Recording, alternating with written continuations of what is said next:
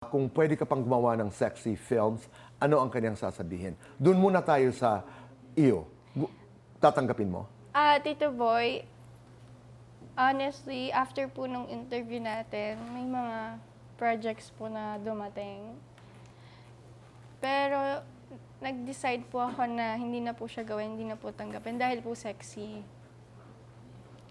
At syempre, may mga anak na din po ako, ilan na po sila. Ayoko na pong gumawa ng ganon.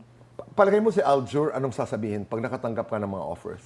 Si Aljur po, ano lang naman po yan eh. Susuporta lang naman po yan. Kung ano anong ang gusto desisyon mo. ko. Pero as a partner, rerespetuhin ko si Aljur Oh.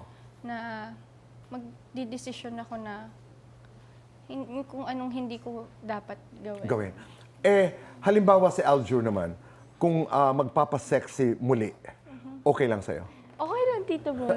Opo, confident naman po ako doon. Oo, tama. Pag pinag-iisipan mo yung karera mo dahil nakagawa ka noon ng mga sexy films, may regret na nararamdaman? Yes, opo meron? Opo, meron po.